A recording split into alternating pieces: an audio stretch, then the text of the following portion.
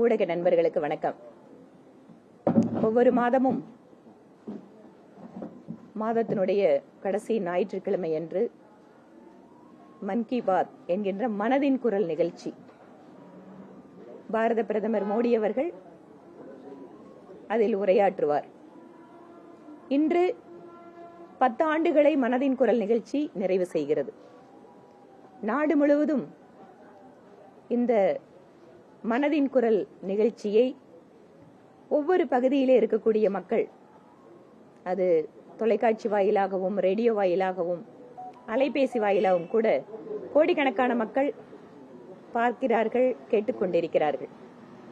இந்த நிகழ்ச்சியினுடைய முக்கியத்துவம் என்பது ஏதோ ஒரு குக்கிராமத்தில் ஏதோ ஒரு மூலையில் ஒரு சாதாரண குடிமகன் செய்கின்ற ஒரு நல்ல சிறந்த செயல் என்பது உலகம் முழுவதும் சென்று சேர்கின்ற விதத்திலே அவர்களுக்கு முக்கியத்துவம் கொடுத்து நாட்டினுடைய பிரதமர் அதை பற்றி குறிப்பிட்டு உரையாற்றுகிறார். எனக்கே தனிப்பட்ட முறையிலே தெரியும், எத்தனையோ நபர்கள் செய்கின்ற மிகச்சிறந்த சேவைகள், அவர்களுடைய கண்டுபிடிப்புகள், மனித குலத்திற்கு அவர்கள் ஆற்றுகின்ற பணிகள் என்று இதுவரை நமக்கு அருகில் இருக்கின்ற மனிதர்கள் செய்கின்ற செயல் கூட அவருடைய மனதின் குரல் நிகழ்ச்சியின் வாயிலாக நாம் கேட்டறிந்திருக்கிறோம். குறிப்பாக கோவை மாவட்டத்தில் பல்வேறு நபர்களை பற்றி, நிகழ்வுகளை பற்றி எல்லாம் கூட மனதின் குரல் நிகழ்ச்சியில் பாரத பிரதமர் உரையாற்றி இருக்கிறார். அதற்கு இந்த பகுதியை சார்ந்தவர்கள் என்கின்ற முறையிலே எங்களுடைய நன்றியை அவருக்கு தெரிவிக்கிறோம். நானே பல்வேறு முறை மிகச்சிறந்த செயல்களை செய்தவர்களை பற்றியெல்லாம் பிரதமருடைய அலுவலகத்திற்கு அனுப்பியிருக்கிறேன். அதை பற்றி அவர் குறிப்பிட்டும் பேசியிருக்கிறார். இன்று மனதின் குரல் நிகழ்ச்சியோடு கூட பாரதிய ஜனதா கட்சி உறுப்பினர் சேர்க்கையினுடைய அந்த பணிகளை இன்று ஒரு சிறப்பு தினமாக எடுத்துக்கொண்டு மனதின் குரல் நிகழ்ச்சியை கேட்கின்றவர்கள், புதிதாக கட்சியில் இணைகின்றவர்களுக்கெல்லாம் சிறப்பான நிகழ்ச்சிகளை ஏற்பாடு செய்திருக்கிறார்கள். இதோ இன்று கூட கோவை தெற்கு சட்டமன்ற தொகுதியிலே ராமநாதபுரம் பகுதியில் சம்பூர்ணா அப்படிங்கிற எங்களுடைய பூத்தினுடைய தலைவர், அவருடைய வீட்டில், அவருடைய தெருவில் இருக்கின்றவர்கள் எல்லாம் இன்று மனதின் குரல் நிகழ்ச்சியும் கேட்டுவிட்டு கட்சியிலேயும் உறுப்பினராக இணைந்திருக்கிறார்கள். இவையெல்லாம் ஒரு மிகப்பெரிய ஒரு மாற்றம் தமிழகத்தில் நடந்து கொண்டிருக்கிறது என்பதற்கான அறிகுறி. ஒவ்வொரு பகுதியில் இருக்கக்கூடிய சாதாரண குடும்பத்து பெண்கள் எல்லாம் கூட இன்று பாரதிய ஜனதா கட்சிக்கு வருகிறார்கள். அவர்களுடைய வீட்டையே ஒரு அலுவலகமாக மாற்றுகிறார்கள். அவர்கள் அருகில் இருப்பவர்களை எல்லாம் அழைத்து உறுப்பினராக்குகிறார்கள் என்றால் அமைதியான ஒரு மாற்றம் தமிழகத்தில் பாரதிய ஜனதா கட்சிக்கு சாதகமாக நடந்து கொண்டே இருக்கிறது. பாரதிய ஜனதா கட்சி ஜனநாயக ரீதியான கட்சி. எங்களுடைய தேசிய தலைவர்கள் எல்லாரும் கூட ஒரு முறை அல்லது மேக்சிமம் 2 முறைதான் தலைவராக ஒரு பொறுப்பிலே இருக்க முடியும். எங்கள் பகுதியில் கூட ஒரு மண்டல் தலைவர் இருக்கார், 6 வருஷம் தான் அவர் தலைவராக இருக்க முடியும். அந்த மாதிரி எங்களுடைய கட்சியிலே ஒரு குறிப்பிட்ட காலம் என்பதும், கட்சியில் சாதாரணமாக உறுப்பினராக இருப்பவர்கள் கூட ஒரு உயர்ந்த பொறுப்புக்கு வர முடியும் என்பதை இன்றும் நிரூபித்துக் கொண்டிருக்கக்கூடிய ஒரு கட்சி. ஒரு சாதாரண கட்சியினுடைய உறுப்பினர் நாளை மத்திய மந்திரி ஆவதற்கும் மாநிலத்தினுடைய முதலமைச்சர் ஆவதற்கும் வாய்ப்பு இருக்கக்கூடிய ஒரு கட்சி இருக்கும் என்றால் இந்தியாவிலேயே அது பாரதிய ஜனதா கட்சி மட்டும்தான். இன்று தமிழகத்தில் பார்த்துக் கொண்டிருக்கிறோம். இன்று மாலை துணை முதல்வராக முதலமைச்சருடைய மகன், இப்போது விளையாட்டுத்துறை அமைச்சராக இருக்கின்ற திரு உதயநிதி ஸ்டாலின் அவர்கள் பதவியேற்க இருக்கிறார் என்கின்ற அறிவிப்பு வந்திருக்கிறது. இது கூடவே 400 நாட்களுக்கு மேலாக வெற்றிகரமாக தியாகியாக திராவிட முன்னேற்ற கழகத்திற்கு இருந்து எப்படியெல்லாம் வேலை வாங்கி கொடுப்பதற்காக பணம் வாங்கினோம், ஆனால் அவர்கள் புகார் கொடுத்தவுடன் அந்த பணத்தை திருப்பி கொடுத்தோம் என்று கூறிய ஒரு முன்னாள் மந்திரி மீண்டும் அமைச்சராக இருக்கிறார் என்கின்ற செய்தியும் பார்க்கிறோம். திராவிட முன்னேற்ற கழகம் 2021 ஆட்சிக்கு வந்ததற்கு பின்பாக திராவிட மாடல் என்கின்ற வார்த்தையை பயன்படுத்துகிறார்கள். அதற்கு அவர்கள் சமூக நீதி, சமத்துவம், பெரியாரிய சிந்தனை என்று பல்வேறு டெபினிஷனுக்கு அது விளக்கத்தை சொல்கிறார்கள்.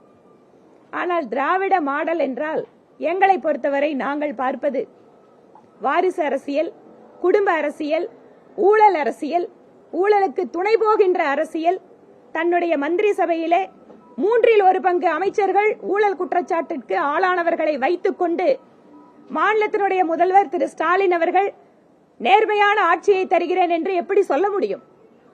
இன்று மாநிலத்தினுடைய ஒரு அமைச்சர் சொல்கிறார், வாரிசு இல்லாதவர்கள் வாரிசு அரசியலை பற்றி பேசுகிறார்களாம். திராவிட முன்னேற்ற கழகம் ஒரு காலத்தில் ஜனநாயக ரீதியான கட்சியாக இருந்தது. உட்கட்சி ஜனநாயகத்தை போற்றி பாதுகாக்கின்ற ஒரு இயக்கமாக அந்த கட்சி ஆரம்பிக்கப்பட்டது. எளிய மனிதர்கள் கூட அந்த கட்சியிலே ஒரு உயர்ந்த பொறுப்பிற்கு வருவதையெல்லாம் 30 ஆண்டுகளுக்கு முன்பாக சாதாரணமாக பார்க்க முடிந்தது. இன்று திராவிட முன்னேற்ற கழகத்தில் 50 ஆண்டுகளுக்கு மேலாக 60 ஆண்டுகளுக்கு மேலாக உழைத்தவர்கள் எல்லாம் எங்கோ ஒரு ஓரத்தில் இருக்கிறார்கள். ஒரு குடும்பத்தில் பிறந்த ஒரே காரணத்திற்காக அந்த குடும்பத்தினுடைய வாரிசுகள் மட்டுமே மாநிலத்தினுடைய முதலமைச்சர் பொறுப்புக்கு வந்து கொண்டிருக்கிறார்கள் என்றால் இதுதான் திராவிட மாடலா? மாநிலத்தினுடைய முதல்வர் திரு மு க ஸ்டாலின் அவர்கள், அவரும் ஒரு துணை முதல்வராக இருந்து வந்தவர் தான். முன்னாள் முதல்வர் கலைஞர் கருணாநிதி ஐயா அவர்கள் தன்னுடைய வயது மூப்பின் காரணமாக தன்னுடைய உடல்நிலையை கருத்தில் கொண்டு இன்றைய முதலமைச்சரை அன்று துணை முதல்வராக்கினார். ஆனால் இன்று துணை முதல்வருக்கான அவசியம் ஏன் வந்திருக்கிறது? மாநிலத்தினுடைய முதல்வர் இதற்கென காரணத்தை சொல்ல வேண்டும். எதற்காக இந்த புதிய பொறுப்பு உங்களுடைய அமைச்சருக்கு, உங்களுடைய மகனுக்கு? மகன் என்கின்ற ஒரு காரணத்தை தவிர துணை முதல்வராக்குவதற்கு உதயநிதி ஸ்டாலின் அவர்களுக்கு வேற ஏதேனும் தகுதிகள் உண்டா? சட்டப்பேரவையிலே நானும் ஒரு உறுப்பினர், பார்த்துக் கொண்டிருக்கிறேன். ஒரு இளைஞருக்கு வாய்ப்பு தர வேண்டும் என்றால் உங்கள் கட்சியிலேயே, ஏன் திரு அன்பில் மகேஷ் இருக்காரு, ரொம்ப சின்சியரா இப்போ அசம்பிளியில் உட்கார்ந்து கரெக்டா பதில் சொல்லிட்டு இருக்காரு.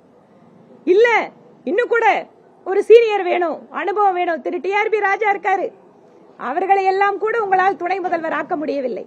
ஏன்? எல்லாவற்றிற்கும் மேலாக தமிழகத்திலே பட்டியலினத்தை சார்ந்த மக்கள், இத்தனை கோடி மக்கள் இருக்கிறார்களே, உங்களுடைய திராவிட மாடல் ஆட்சியிலே ஒரு பட்டியலினத்தை சார்ந்தவருக்கு துணை முதல்வர் பதவியை கொடுக்க மறுப்பது ஏன்? இதுதான் திராவிட மாடலா? பட்டியலினத்தை சார்ந்த அமைச்சர்கள் என்ன இலாக்காக்கள் அவர்களுக்கு கொடுக்கப்படுகிறது? இன்றைக்கு திருமதி கயல்வெளி அவர்களுக்கு மனித வளத்துறை ஒதுக்கப்பட்டிருக்கிறது. ஒரு பெண்மணி என்கின்ற முறையிலே, அது முதல் முறை எம்எல்ஏவான அந்த பெண் அமைச்சருக்கு என்னுடைய வாழ்த்துக்களை தெரிவித்துக் கொள்கிறேன். ஆனால் மிக உயர்ந்த பொறுப்புகள், மிக முக்கியமான துறைகள் எல்லாம் ஏன் பட்டியலினத்தை சார்ந்தவர்களுக்கு ஒதுக்கப்படுவதில்லை? உங்களுடைய கூட்டணி கட்சியாக இருக்கின்ற எத்தனையோ கட்சிகள் இருக்கிறார்கள். தேர்தலிலே திராவிட முன்னேற்ற கழகத்தினுடைய கூட்டணியில் இருக்கின்ற அந்த கட்சிகளுக்கு அதிகாரத்தில் பங்கு இல்லையா? பாரதிய ஜனதா கட்சி அரசாங்கம் 2019 ஆட்சிக்கு வந்த போது எங்களுக்கு தனிப்பெரும்பான்மை இருந்தது. ஆனாலும் கூட எங்கள் கூட்டணி கட்சியில் இருக்கக்கூடிய கட்சியினுடைய தலைவர்களை எல்லாம் மத்திய அமைச்சரவையிலே இடம் கொடுத்து இது அனைவருக்குமான அரசாங்கம் என்று காட்டினார் பிரதமர் மோடி அவர்கள். சமத்துவம், சமூக நீதி இவற்றையெல்லாம் குழி தோண்டி புதைத்துவிட்டு திராவிட மாடல் என்கின்ற ஒற்றை சொல்லிலே திராவிட முன்னேற்ற கழக அரசாங்கத்தினுடைய தவறுகளையும் தோல்விகளையும் மறைப்பதற்காக இன்று புதிய அமைச்சர்கள் என்கின்ற பெயரிலே திராவிட முன்னேற்ற கழகத்தினுடைய அரசு மக்களை ஏமாற்றுவதற்காக ஒரு நாடகத்தை செய்து கொண்டிருக்கிறார்கள். இந்த தமிழகத்து மக்கள் வரக்கூடிய காலத்தில் திராவிட மாடல் அரசுக்கு எதிராக தங்களுடைய எண்ணத்தை, செயல்பாடுகளை வலுவாக்குவதற்கு பாரதிய ஜனதா கட்சி தொடர்ச்சியாக இதை பற்றியெல்லாம் பிரச்சாரம் மேற்கொள்வோம். தமிழகம் என்பது இந்தியாவிலேயே அதிகமான கல்வியறிவு பெற்ற மாநிலம், மிகச்சிறந்த தொழில்துறையை பெற்றிருக்கின்ற மாநிலம். இதற்கெல்லாம் பல்வேறு வரலாற்று காரணங்களும் உண்டு. சமூக சீர்திருத்த பெரியோர்கள் நூற்றாண்டுகளாக இந்த மண்ணிலே இருந்து பணி செய்தார்கள். அதனுடைய பலனை எல்லாம் தமிழகம் அனுபவித்துக் கொண்டிருக்கிறது. ஆனால் அரசியல் ரீதியாக பார்த்தால் தொடர்ச்சியாக இம்மாதிரியான குடும்ப அரசியலுக்கு அங்க அந்த கட்சியிலே புதிதாக சேர்கின்ற இளைஞருக்கு எந்த வாய்ப்பும் கிடையாது. இன்று மாநிலத்தினுடைய சுகாதாரத்துறை அமைச்சர் திரு மா சுப்பிரமணியம் அவர்கள் சொல்கிறாரே, வாரிசு இல்லாதவர்கள் வாரிசு அரசியலை பற்றி பேசுகிறார்கள் என்று. அப்போது திராவிட முன்னேற்ற கழகத்திற்கும் ஜனநாயகத்திற்கும் என்ன சம்பந்தம்? வாரிசு அரசியல் தான் இருக்கும் என்றால் உங்கள் கட்சியிலே ஜனநாயகம் இருக்கிறதா? புதிதாக சேர்கின்ற இளைஞர்களுக்கு நீங்கள் சொல்கின்ற செய்தி என்ன? மாவட்ட செயலாளரோட பையன் எம்பி ஆகலாம், திரும்பவும் அமைச்சராகலாம். மாநிலத்திலே ஒரு முதல் குடும்பத்தை சார்ந்தவர்கள் முக்கியமான பொறுப்பிற்கு வரலாம். சாதாரண எளிய தொண்டர்கள் எப்போதும் எளிய தொண்டர்களாக இருக்க வேண்டும் என்பதுதான் அமைச்சர் சொல்கின்ற நீதியா? பாரதிய ஜனதா கட்சி தொடர்ச்சியாக குடும்ப அரசியலுக்கும் ஊழல் அரசியலுக்கும் எதிராக மக்களிடையே எங்களுடைய கருத்துக்களை நாங்கள் எடுத்துச் சொல்வோம். இதுவரை சிறையிலே இருந்த ஒருவர் நிபந்தனை ஜாமீனில் வெளிவந்திருக்கிறார். இந்த மாதிரி இன்னும் கூட அமைச்சர்கள் எல்லாம் இருக்காங்க டிஎம்கே கவர்மெண்ட்ல. ஜாமீன் அமைச்சர்களை வைத்துக் கொண்டு ஆட்சி நடத்துகின்ற ஒரு முதலமைச்சர் எப்படி நேர்மையான ஆட்சியை தமிழகத்தில் கொடுக்க முடியும்? 1/3 of the ministers they are facing the corrupt charges. So மாநிலத்தினுடைய முதல்வர் தமிழக மக்களுக்கு இதைவிட பெரிய துரோகத்தை செய்ய முடியாது. நேற்று வரை குற்றவாளியாக சிறையிலே இருந்த ஒருவர் இன்று மாநிலத்தினுடைய ஒரு அமைச்சராக மாறுகிறார் என்றால் அவருக்கு எதிராக புகார் அளித்தவர்கள் எப்படி நியாயமாக அந்த விசாரணைக்கு ஒத்துழைப்பார்கள்? எப்படி பயமின்றி நீதிமன்றத்திற்கு வந்து பேசுவார்கள்? இவற்றிற்கெல்லாம் மக்களுடைய இந்த எண்ணங்களுக்கெல்லாம் மாநிலத்தினுடைய முதலமைச்சர் பதிலளிக்க வேண்டும். உங்களுக்கு விசுவாசமாக இருக்கிறார், உங்கள் குடும்பத்திற்கு தேவையானவற்றை செய்து தருகிறார் என்பதற்காக சாதாரண ஒரு இளைஞர்கள் அரசு வேலை பெறுவதற்காக அவர்களிடம் பணம் வாங்கிக் கொண்டு ஒரு குற்றவாளியாக இருக்கக்கூடிய நபர் நிபந்தனை ஜாமீனில் வந்தவுடன் அவரை அமைச்சராக்கி அழகு பார்ப்பீர்களா? அவருக்கு தியாகி பட்டம் சூட்டுவீர்களா? இதுதான் உங்களுடைய திராவிட மாடல் அரசாங்கமா? எங்களுடைய இந்த கேள்விகளை எல்லாம் மக்கள் முன்பாக நாங்கள் எடுத்துச் செல்வோம். பாஜக வந்து செல்லா காசு ஆகிவிட்டது, அதனால அதுக்கெல்லாம் பதில் சொல்ல தேவையில்லை சொல்லிட்டு அமைச்சர் சேகர் பாபு தெரிவிச்சிருக்காரு. தொடர்ச்சியா வந்துட்டு துணை முதல்வர் ஆகுவதற்கு திமுக தொண்டர்களோ திமுக அமைச்சர்களோ எதிர்ப்பு தெரிவிக்கவில்லை, ஆனா எதிர்கட்சியினால சொல்லிட்டே இருக்காங்க அப்படிங்கிற குரல் வருது. நாங்க இப்ப எதிர்கட்சி அப்படிங்கறதால இதை சொல்லல. மக்கள் முன்பாக மனதில் இருக்கின்ற குரலை ஒரு அரசியல் கட்சியினுடைய நிர்வாகிகளாக ஒரு எம்எல்ஏவாக நாங்கள் சொல்கிறோம்.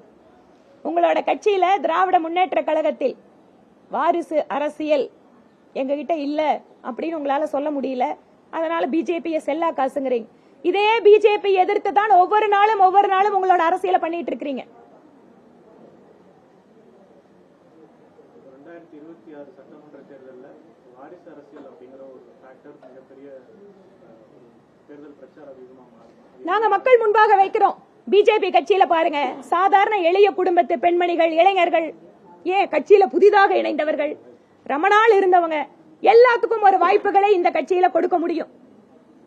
நாங்க இன்னைக்கு யார் கட்சியில சேர்ந்தாலும் அவங்க இந்த நாட்டினுடைய பிரதமராவதற்கு கூட வாய்ப்பு இருக்கிறதுன்னு சொல்ற ஒரே கட்சி இன்னைக்கு பிஜேபி மட்டும்தான். அதனால நிச்சயமாக இதனுடைய தாக்கம் இருக்கும். தமிழகத்தினுடைய இளைஞர்களுக்கு திராவிட முன்னேற்ற கழகம் சொல்கின்ற செய்தி என்பது இதுதான்.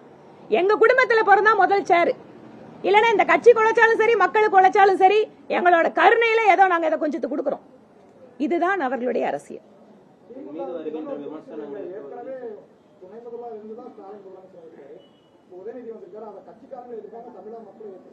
கட்சிக்காரங்க ஏத்திருக்காங்க, தமிழக மக்கள் ஏத்திருக்காங்கன்னு எப்படி சொல்ல முடியும்? Correct. I am not denying his prerogative in appointing his ministerial colleagues. I am not disputing that. But நாங்க மாறல ஒரு क्वेश्चन உங்க முன்னால வைக்கிறோம். அதே கட்சியில உங்க பக்கத்துல 50 வருஷத்துக்கு மேல எம்எல்ஏவாக இருக்கின்ற, அமைச்சராக இருக்கின்ற திரு துரைமுருகன் அவர்களுக்கு இல்லாத ஒரு தகுதி திரு உதயநிதி ஸ்டாலின் அவர்களுக்கு வந்திருக்கு. இல்ல அந்த கட்சியில நீண்ட வருடங்கள் அனுபவம் அல்லது பணி செய்தது, இந்த மாதிரி எந்த தகுதியின் அடிப்படையில் அவர் துணை முதல்வர் ஆக்குகிறார் என்கின்ற மக்களுடைய கேள்வியை நாங்கள் வைக்கிறோம். அதனால்தான் சொல்றேன், இந்த அரேபியன் கண்ட்ரீஸ்ல எல்லாம் குதிரை பந்தயம் நடக்கும். அங்க குதிரையை ஓட்டி அந்த பந்தயத்துல வரும்போது முதல் குதிரை அப்படிங்கறது ராஜாவோட குதிரையா தான் இருக்கணுமா. அந்த முதல் குதிரையை தாண்டி வேற யாராவது குதிரை போனா கூட இழுத்து பிடிச்சுக்கணுமா. ஏன்னா முதல் குதிரை ராஜாவோட குதிரையா இருக்கணும் அந்த காலத்துல. இப்ப என்ன மாறி இருக்குன்னு எனக்கு தெரியல, நான் படிச்சதை சொல்றேன். அந்த மாதிரி இங்க முதலமைச்சர், துணை முதலமைச்சர் அப்படிங்கறது எல்லாமே ஒரு குடும்பத்திற்கு சார்ந்ததாக இருக்கிறது. அதனால் இது குடும்ப அரசியல், இது வாரிசு அரசியல் அப்படின்னு நாங்க சொல்றோம். இங்க பாருங்க, இது தகுதி அப்படிங்கிற அடிப்படையில் அல்ல. தகுதி அப்படிங்கறத தாண்டி அங்க மகன் என்கிற தகுதி முக்கியத்துவம் பெறுகிறது. அதனால அதை சொல்றேன். என் மீது வரும் விமர்சனங்களுக்கு என் பணி மூலம் நான் பதில் சொல்றேன் அப்படின்னு சொல்லிட்டு உதயநிதி செய்யட்டும், பணி செய்கிறார். மக்கள் அதை அதுக்கு அவங்க என்ன மாதிரி பதில் அளிக்கிறாங்க அப்படிங்கறத பாப்போம்.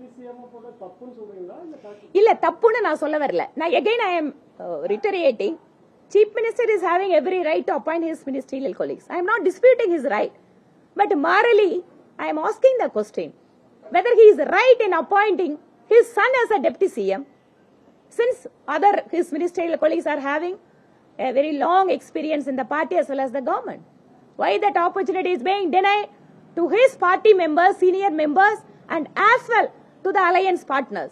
That too, more importantly, what I am asking him, why are denying a deputy CM position to any scheduled or scheduled tribe members? Because scheduled community people in Tamil Nadu, they are around 25% to 30%. Why they are not ready to give that position, important position, to the scheduled community? Even some of his alliance partners are there. So what is preventing him from giving this important position to either his senior members or to other coalition partners? Do you see this as a dynasty? What is more than that? If it is not dynasty, then what is dynasty? ரொம்ப நன்றிங்க.